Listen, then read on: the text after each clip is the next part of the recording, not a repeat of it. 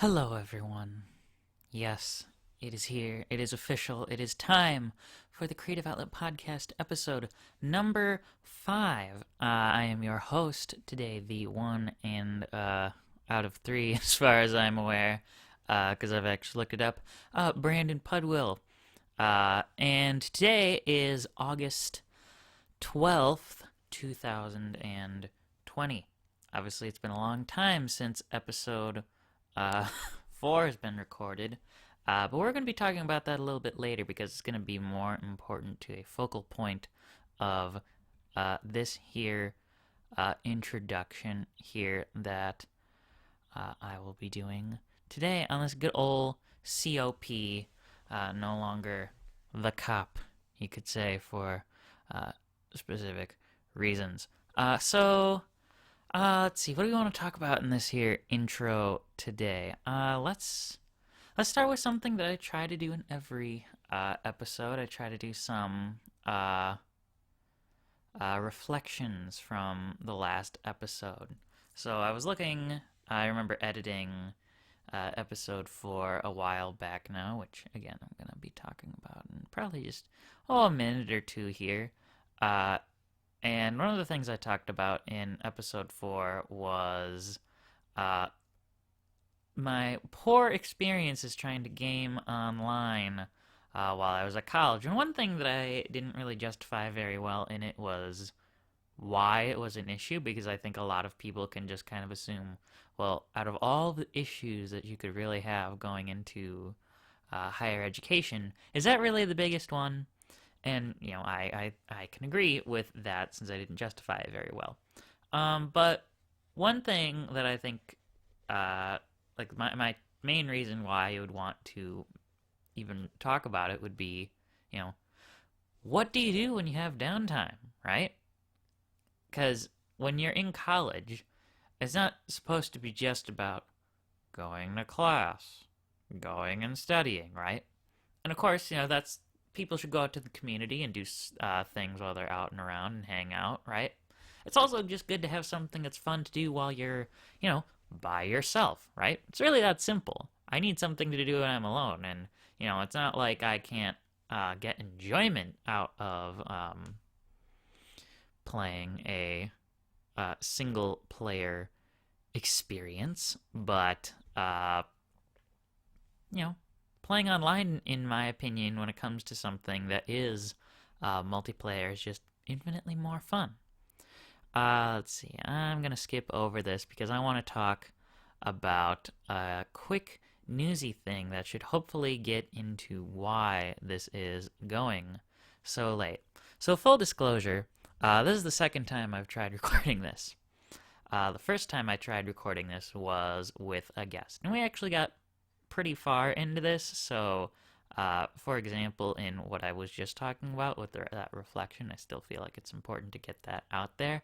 But there's probably going to be some retreading from that work that I've done in the past. And you may be wondering right now, well, why would that be the case? Well, it's because of you're probably watching this after viewing my upload of what will be the first ever Creative Outlet bonus. So, we probably, my guest and I probably put about, 2 hours into trying to do this episode 5 the first time. And we both agreed that we don't want that to go to waste. But for separate personal reasons, we won't be finishing that draft of that episode, which is why I'm here right now. But suffice to say, that will be going up, and it's going to be like the first 2 topics. I still want to discuss them here, especially because one of them has some pretty important updates that I want to go over that just really continue the thesis that I was talking about in it. Gosh, I don't even remember if we really got into the second topic now that I'm reading it. I'm pretty sure we did. But it's even more relevant right now with this particular date and time and more things that I've read about since then. So regardless, I still want to go over these things on here. But just so you're aware, that is going to come out before this, for sure. Uh, so in a sense, I suppose it's a little silly for me to be warning about this right now. I don't know, I might change my mind and release it afterward just because I want to get this completely edited and put together. It's still kind of fluid right now in my plans. Uh, but for that little creative outlet bonus episode, I'm just gonna try to do something really simple with it, not even really bother with a bunch of like, B-roll pictures, video, all that sort of stuff. Just kind of put it together in a nice sequence. Put a little intro and outro stuff at the end. Plus, we had some great fun filming issues along the way in terms of making this here video version come to life. So that's always fun. So if I can just make that simpler when really what I want to be working on is this main 5th episode and finally being able to move on after this to episode 6, that would be ideal. So in terms of quick newsy things that I wanted to discuss in this here intro, there's this little thing going around called, COVID-19. Right. That is the current, as of this date, year 2020, global pandemic going around. So there's a lot to unpack with that. I don't want to really go super duper in depth because I'm sure that you've heard a ton about it already, especially at this point. It's there's only really 3 countries right now that are continuing to do poorly with COVID-19, which are India, Brazil, and wouldn't you know it, the United States of America. Whereas a bunch of other countries are definitely dealing with the situation a good bit better, but we're still seeing some issues globally in terms of things like trying to get education back up and running. But don't worry, I'm going to be talking about that sooner than later. So, just keep in mind some best practices in general when it comes to this pandemic. Wear a mask when you go out into public, period. No questions, just do it unless you have a genuine, real good reason not to. You should really try to wear this sort of thing. I mean, there was a study from, let's see, this is probably from June at this point. I was talking about how masks could crush the 2nd and 3rd potential waves of COVID-19. Of course, right now, we're already in the middle of that. Even when it comes to doing things like going into the real world and shopping. If you go to a fun fact, when I'm at home here like I am right now, I work at a good old-fashioned retail grocery establishment. Because, gotta make money when you're 19 now, as of yesterday, 20 years of age. How exciting. There's certain practices that you should do that will be very important, that people just, they're things that would typically not be on their mind, even if they were sick with something like a cold, right? So, for example, something that people like to do a lot when they're buying, produce, for example, let's pretend my mouse here was actually, in reality, an avocado, right? They like to go around and pick it up and, look around at all the angles and make sure it's not bruised. And I totally get why people do that, right? But we have to assume in general that everybody is sick, right? So we don't want you taking this mouse avocado off of the rack and putting it back, because now you may have gone ahead and spread the disease to all the rest of those avocados mouse avocados, and now you're going to get a bunch of people sick. So try, for example, if you're going to take something, take it. Or, be sure you know what you want, right?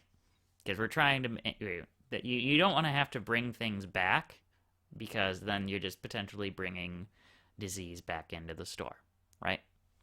Let's see, what are some other things? Yeah, or try to use wipes and sprays and stuff if you're gonna get a cart. I remember this is like months ago at this point. This is like back in May. One thing that my employer was doing was we were having people, or no, we were having like there's usually a kid that has to go out and like grab all of the carts and bring them inside, and we were having him or her spray down the carts themselves, right? And I remember somebody, because I was doing it at one point, right? And somebody saying to me, "Aren't you going to be so glad when you don't have to do that anymore?" And I remember thinking to myself, no, I actually really hope that this becomes like a standard practice because, if anything, it just keeps people cleaner and more sanitized. And isn't that what we want for the world, especially in a, I don't mean this is pejorative in terms of other societies, but as a civilized society, isn't that something that we want to have?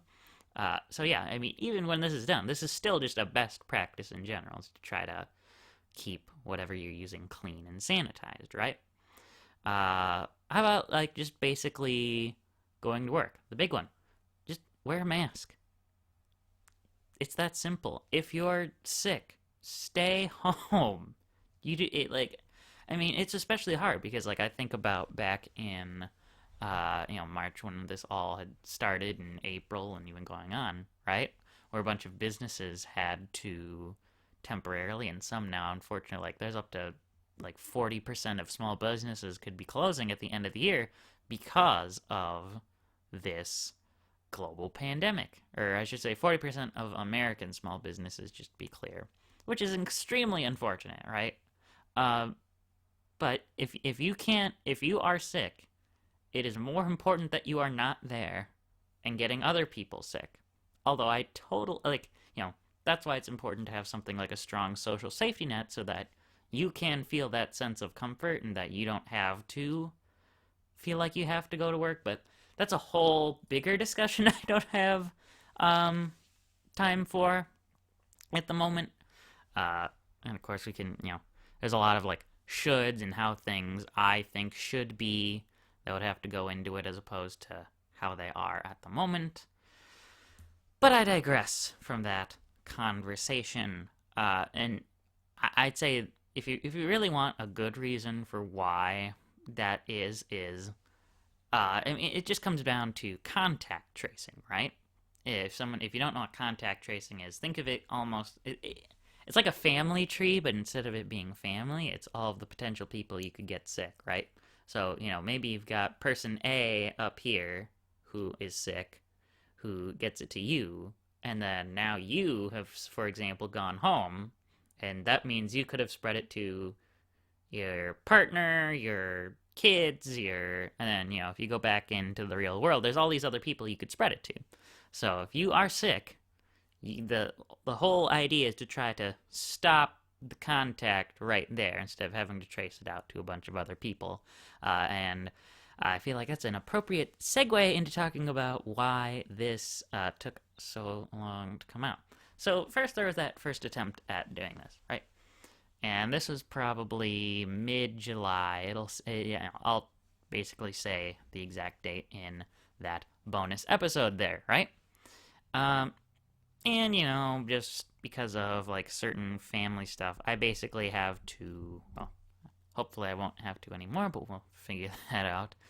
Switch between houses every week, or at least, help my sibling get between there, and inevitably that means I end up there, right? And so, one of my parents, whom I was with at the time, one of their coworkers felt sick. So, he did the right thing, went and got a test. Uh, and just another word of warning, I guess, when it comes to doing COVID-19 related things. If you are sick and you have to get a test, just please go to your doctor for it. Don't go to somewhere like this guy. He went to the local CVS for the test. And he didn't get his results until like 3 weeks later when, guess what? It doesn't really matter anyway because you're pretty much done being infected after 2 weeks. Wah, wah, wah. And then, of course, so we had one person get infected, potentially. Then there was a second person who was sick. And then there was a third. Now, these second and third people fortunately received negative results. And then there was, like, my other parent and my sibling had to go out to this graduation party for my cousin. And then my uncle got sick and he tested positive. And it's been a whole mess. But the short version of the story is because people keep getting sick, I haven't been able to come here and just spend, 2 hours, 2 to 3 hours, however long it's going to take, recording this. And that is ridiculous. That's a super benign example of the far-reaching effects that this can have. But, there are people who, like I said, if you go out and you are sick and you can't go into work, well, then that means if you got someone else sick, they shouldn't be able to go into work, and then if they get other people sick because they were going in when they didn't know that they were sick, then a whole bunch of other people got sick, and there's lost wages, lost jobs. There's a big sort of collateral damage situation going on here. You see what I'm saying? And again, I feel very fortunate in that this is like a super benign, not in the grand scheme of things, not all that important example of the bad things that can come from doing this, or from not being responsible with this situation. And I was just trying to be responsible and not leaving the house unless I absolutely positively had to. If it was like I needed to eat something, or I had to work, in which case I made sure before I started going in, right, to let them know, hey, this thing has happened, just so you're aware. I want to know what you think before I just say I don't think I should go. And, fortunately everything's turned out fine so far, but things could have been very bad, and that's ultimately what we're trying to prevent, is this could happen, which would be very bad for a lot of people, situation, right? And then we get into things like there's a whole bunch of conspiracies going around about doing things like wearing masks. Like there was one a while back, are masks causing pleurisy? No, they're not causing pleurisy. Is it harder to breathe? Sure, it's harder to breathe, but it really depends on what underlying conditions you have in terms of how bad an experience that would be. Like if you were a lifelong smoker, or you have terrible asthma or allergies, yeah, maybe you might want to see if you can get a genuine exemption from wearing a mask. But by and large, they're doing a lot better than they are good, especially because there's a lot more studies coming out now about, like, what are the proper types of masks to be wearing? And wouldn't you know it, it's the ones with, more layers of protection, as opposed to even just your basic doctor's mask isn't as effective. Even though it still works. It's more effective than not wearing anything at all. But it still could be, you could still be wearing something better. And of course, now that we're in months and months of doing this, and there's a presidential election in November, it's become super politicized, so I'm going to have pretty much any non-science believing individual coming after me for this if they happen to see it. But I'm sorry, it is what it is. I'm gonna tell you like it is, and the science does not lie. Even if, someone like Dr. Fauci at the start, right? Dr. Anthony Fauci, who's one of the leaders of the coronavirus COVID-19 task force for the United States, right? Was talking about how you shouldn't be wearing masks because they don't work, which is an absolutely idiotic thing to say, because as he came out later and admitted, well, it's really because we didn't want people buying, like, the high-quality N95 level masks that we needed for our first responders and the like, which, you could have just said that the first time and everything would have been fine. But I digress. Really, I think the biggest question people have for this is, like, do I have to stay home only with my family? Does life have to be completely 100% abnormal? And I would say no. It does not have to be totally abnormal. As long as you're being responsible about it, right? You can still go to the store. Heck, you can still go to like a fun store, right? If you're like me and you want to go to the local game shop, you can still do that, just as long as you know you're doing these responsible things like wearing a mask, washing your hands frequently, putting on hand sanitizer. Um, if you like in my case, I don't. My guest was my girlfriend. I can still go see her as long as we're both doing these healthy things and are not sick, right? It's not like life has to be 100% abnormal, but you have to be responsible about it. And ultimately, being responsible about it means looking at this in the most conservative way that you feel is comfortable, right? So, a greater example is like, should I go to a baseball game? No. Should I let my kid play this sport right now? No, you probably should not do that. As much as that sucks, and that's not, it's not something that we want to have going on, if you want to be safe, there are going to have to be some sacrifices. Should I go to a restaurant? Well, first, it really depends on what level of safety practices are being done there. I have decided that I'm pretty much not going to a restaurant for the rest of 2020 and potentially some of 2021. But certainly go ahead and order as much delivery, takeout, whatever you can, because it's not, your local restaurants still need that money. It's just that it's not necessarily safe to have people inside of that establishment at the moment. So that's ultimately going to be most of my spiel on COVID-19. There's one major facet of this that I haven't discussed, but that's because it's going to be one of our main topics in this episode, right? And I just feel like it's such a big topic that it's worth giving its own large portion of time to. Now, obviously, as an American, I tend to focus a bit more on what has been happening in the United States. So another major incident that happened, at this point, again, it's pretty older news, but it's still an important thing to touch on, was the George Floyd incident and just the general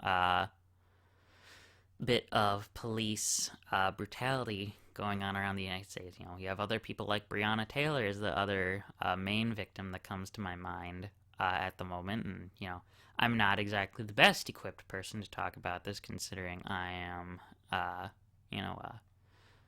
white male of relative upper middle class status. But it's still a very pressing topic that's worth thinking about, right? That's not just because I have that status doesn't mean I don't have valid opinions to give on it. So, I figure by this point most people know what's going on. Again, this and what I just discussed about COVID-19 are going to be available in the Creative Outlet bonus, because a lot of, definitely doing some retreading here, but again, it's fine to get this stuff out. But the long story short is that a Minneapolis police officer kneeled on Mr. George Floyd's neck for 9 minutes, which is absolutely ridiculous, despicable, inhumane behavior. Not to mention unprofessional, because an officer is supposed to serve and protect, not offensively attack a non-violent individual, right? And in terms of the response, right, well, we can separate protesters and rioters when we think about this, especially because for the most part there hasn't really been any rioting since like the very start of these protests, and since then it's been pretty banal minor protests, right? And I have no love for those people who did rioting, especially because, like I said, up to 40% of small businesses could be closing by the year's end in the U.S. But the peaceful protesters are acting in their rights. They have that constitutional right in the United States. And it's unfortunate that we have to have all of these people gathering in the middle of a pandemic. And I certainly would not go do that because, well, like I just said, we have a global pandemic. But if there was any reason to be outside and in a group, I would consider protesting injustices to be a valid reason. especially because now the federal government has had significantly worse and worse reactions over time. Like there were just federal agents sent out to Portland, Oregon, when the governor didn't want that. I don't know if it happened or if something got worked out, but federal agents were planned to be sent to more cities, including Milwaukee in my very own home state of Wisconsin, which would be very, very upsetting. Uh, but and you had people in these federal agents were in unmarked vans, just taking people away, right? That's plain Jane illegal. And I get that you don't want something like traffic being stopped because people are protesting, right? But ultimately, it is their right to do so. It just is what it is. And and you can look at separate things like the police response by itself, right? And their response is just as aberrant because in response to these protests of police brutality, you see more police brutality doing things like tear gassing peaceful protesters, which, just as a side note, any chemical weapon like tear gas is illegal under the Geneva Convention. So that's like international law that for some reason doesn't apply to this smaller individual country, right? There was a video of an officer who shoved an old man to the ground in Buffalo, New York, and he was bleeding out of his ear afterward. Fortunately, the old man did live, right? But the fact that happened in the first place is beyond the pale, right? So, obviously, a big question is, what should we be doing about it, right? I'm not a policymaker. I would love to be one day. That would be a great job, in my opinion. But I could still make recommendations, and the reforms are pretty obvious. And if you just want a clear, simple list, go look at Campaign Zero's website, because they have an excellent, comprehensive list with more ideas than I just want to give right now. And again, these are kind of retreading things that I'm saying in the creative outlet bonus. But I think the two big ones are enforcing wearing body cameras at all times so you can get clear evidence of what actually went on if an officer's life was threatened, or if he was just doing something that would be that was killing somebody unjustly, right? And then you have to have a penalty for turning them off, because obviously if you have it off, that means you're probably doing something that would be majorly illegal and unethical. And I'd say the second major idea isn't something that Campaign Zero has listed, but it's something that, when you think about it, it seems like a, duh, why didn't I think of that before? Which would be a sort of a police the police law, because one of the major issues in this George Floyd incident was the fact that there were many other officers surrounding the person who was kneeling on his neck, not doing anything. And that's absolutely insane. So the idea of this law would be saying, okay, so obviously the guy who kneeled on his neck should be prosecuted for some level of murder. I don't know. I don't know the law specifically, so I can't give any recommendation on what his charge should be. But regardless, he should get some sort of level of murder, and so should all of those officers who aren't stopping him from doing what he was doing, right? And yeah, admittedly, I do have to give credit to my favorite progressive commentator, Mr. Kyle Kalinske, who I've mentioned, I believe, on the first episode of this show, for bringing these reforms to my attention. And I guess the last, or I'm pretty sure this is the last sort of thing I want to discuss here, is, so one tactic that a message that a lot of protesters have talked about is this idea of defund the police. And it's something that a lot of protesters called on the Minneapolis mayor to do. And, let's just put it out there. Do I agree with actually defunding the police in its entirety? No. Because we need some sort of enforcement for our laws, right? But what I do agree with is two things. One, the way that it's being used as a message, right?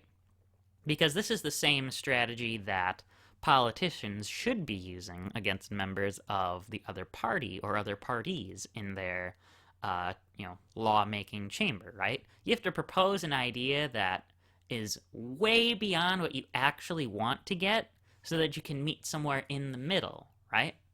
Because what's in the middle is probably what you actually want and is going to make you happy. And healthcare in the American context is a great example of that, right? If any left-leaning politicians call for an NHS style, and more specifically, probably more like an NHS Scotland style system, because the NHS, the National Health Service in England itself, has some of its own issues, but I hear Scotland is a much more simplified system. But the point is public funding of public health institutions, right? The right-leaning politicians can come back and counter with right now, the system of the individual mandate, which was their idea in the 90s, which is what Obamacare just is, but I digress from that conversation. It's not important right now. And then you can keep countering until maybe you end up with a French or Canadian style system where you have public funds going to private institutions, which is still a good solution because then you ultimately get everybody healthcare in the United States, right? So that's a great comparison with it, because the idea is that, well, defund the police, if you were to assume that means getting rid of all police funding, that sounds super extreme, and there's nobody who would really be in support of it. So then you have to have the other side of the conversation come back and say, well, maybe we'll do these, like the reforms that I just talked about. We'll do a police the police law so that hopefully any other officers that are around can prevent any unjustified killings. It's not going to stop it completely, because what are you going to do when you have only one officer who's committing something with no one else around, right? But it should still prevent quite a few unjust deaths, right? And then the other part of it is in terms of what a lot of people actually mean when they say defund the police, which is in American society, a lot of money is given to police forces to do services that they aren't really equipped to handle. So, for example, the police will be called to settle certain mental health crises. So why would you send an individual with a gun to help somebody who is having some sort of mental breakdown where they might be lashing out and swinging their arms all over the place, or the police officer is going to feel threatened to potentially shoot them? Wouldn't you rather send a professional mental health counselor to that person? Like a social worker of some kind? That just makes more sense. So why put that money toward police funding and have them go do that job that they're not equipped for, when you could instead take some of that and put it more towards social work, which is a job that that person is equipped for? That's a basic idea. That's just one such example of it. Or putting more money toward education and actually setting up, instead of forcing police officers to go into schools and have security guards as opposed to resource officers that are actual members of the police force in a school. That's the idea, right? And I suppose the last thing I should discuss here, and again, this is also in the creative outlet bonus. I would be happy to have this out here twice. There is a Traitors to America list on oneangrygamer.net, which was a list of a whole bunch of different creators, independent corporations, and otherwise, that are basically calling for justice of some kind. And actually, I suppose I want to make another tangent off that quick, because there's something in that I didn't discuss. But the point is, I want to be on that list. I would consider a badge of honor, because there's a bunch of people on there who are just you see someone like, who is one of them? Oh, Review Tech USA is on the list, for example. He just does a bunch of commentary on game news, not unlike what I'm going to be doing here today, in a sense, as well. But just because he was like, hey, this thing that happened where an African-American individual was killed unjustly, and I think that's bad, and we need to change laws. He is a traitor to America. Grr, how he's such a terrible person, right? Well, trust me, if that's all it takes to be a traitor to America and wanting to call for reform, for justice, I am more than happy to be on that list. Now, I did mention that some corporations are on that list, and I'm sure that there's probably, a couple that are doing some serious things. But in response to these protests, you've certainly seen some pretty overly woke things happening in response. So, for example, Hulu, the streaming service, took down an episode of The Golden Girls where they got mud face packs because that could totally be perceived as blackface. Because that's what people are calling for in response to this unjust shooting of an American citizen. Yes, please take down this episode of The Golden Girls. Or, there was Trader Joe's, right? They had a bunch of different other brands. I've never actually been into one, but this is just something that I heard about. Again, from my good favorite commentator, Mr. Kalinsky here. They had brands like, for their home brand stuff, they had Trader Jose's for their Hispanic foods, Trader Ming's for their East Asian foods. And there were people, including a high schooler, which I'm very disappointed in, protesting that these are very stereotypical names, so it gives a negative impact on these groups. So basically, Trader Joe's was pressured into just changing them all to Trader Joe's, right? But the problem with that, and Kyle fairly points this out in his video commentating on this, is that you're damned if you do and you're damned if you don't, right? Because I could see if we were in an alternate reality where it already was the case that these were all Trader Joe's, there would definitely be people out there who are like, well, why aren't you representing these people with their proper name, like names from their home countries on these brands, right? Isn't that some cultural appropriation in taking this cuisine from another nation and not giving these people credit for it? So, then that cuts to, what do you actually want? What is more important here? Is it racist because you're using these fairly common names in these regions? Or is it more racist to culturally appropriate and not try to bring everybody together in a peaceful, sharing of cultures by having these options at all with some sort of name, right? Again, that's that damned if you do, damned if you don't sort of thing. Anyway, that should finish up this introduction here, other than introducing the topics that that I will be discussing today, I should say.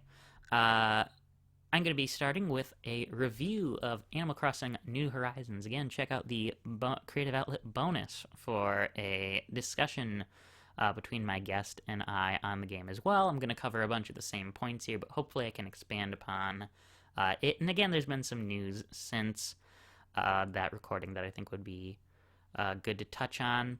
I'm going to be discussing, since I am a college student, whether or not students should be going back in the fall, which is very pertinent since that's tick-tock, tick-tock coming really soon here.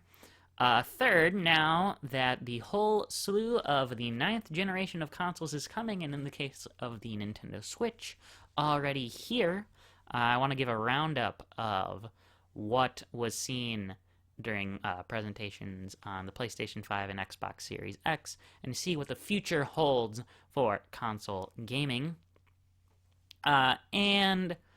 Today I would like to discuss Super Smash Bros. Ultimate's first Character for Fighters Pass, Volume 2, Min Min from ARMS. And if you watch the Creative Outlet bonus, there's one extra topic that is mentioned in that intro that I won't be mentioning today, because I would like to have my guest, lady friend, and I come back and discuss that topic on our own, because it's a fairly controversial topic that we've discussed somewhat together outside of this podcast, and I think it would be better just in general to discuss it with her rather than just get my own opinion out there on it. So, with that all said and done, we're going to be getting into episode number 5 here of the Creative Outlet Podcast.